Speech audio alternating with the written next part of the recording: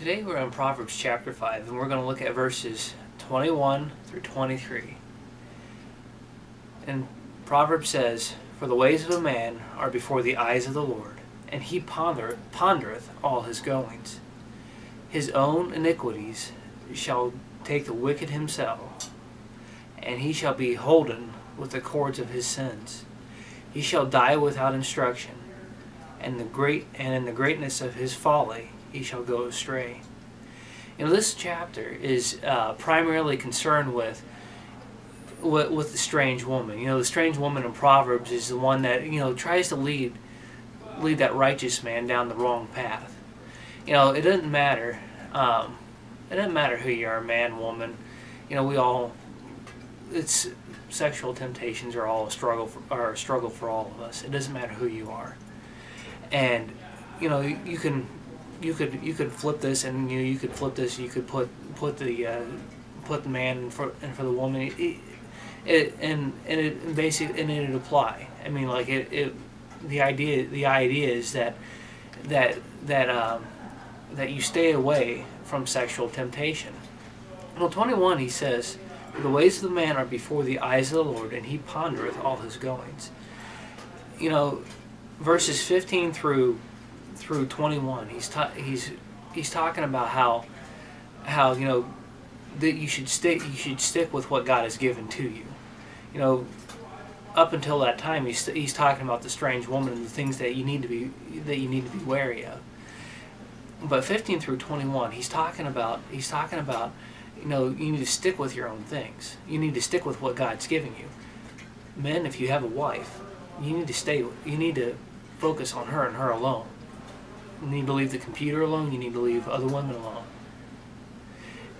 Or on the flip side of things, women, stick with your husbands, and don't go around with other men. You know, those of you who aren't married, you know, it's the same idea here. You know, if you're not married, keep yourself pure until you are. And you keep yourself pure for marriage. You know, for the ways of the man are before the eyes of the Lord. God sees everything that you do. And he thinks about and he ponders. He thinks about what you do. He sees what you do and he considers it. His own iniquities shall take the wicked himself, and he shall be holden with the cords of his sins. You know, basically, the more you sin, the deeper in you get, the harder it is to break. If you look at a rope usually has more than one cord to it. It's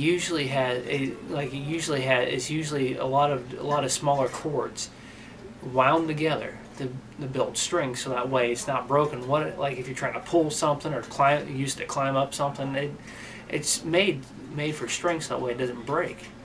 And basically, deeper in sin I get, the harder it is for me to pull out of it. Deeper I go, the harder it is to get away from it. You know, in the context of this chapter, sexual sin, the more I do it, the more I engage in it, the harder it is for me to get myself out of it. And the last verse just basically says, "He shall die without instruction, and in the greatness of his folly he shall go astray." The last verse just basically says that if this man continues the way he's going, then he's going to have nowhere else to go but to die. That's what he's talking about here. That's what he's getting at, is that if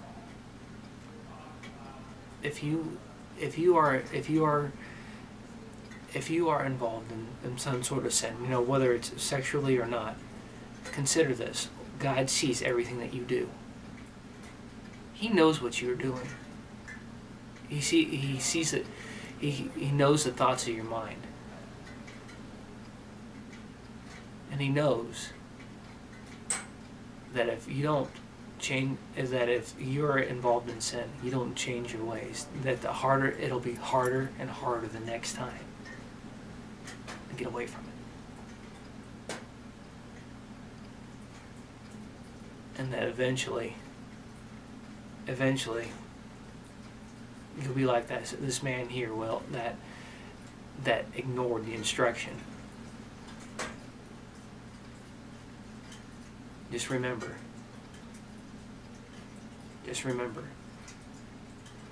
the longer you wait, the harder it is to pull away from.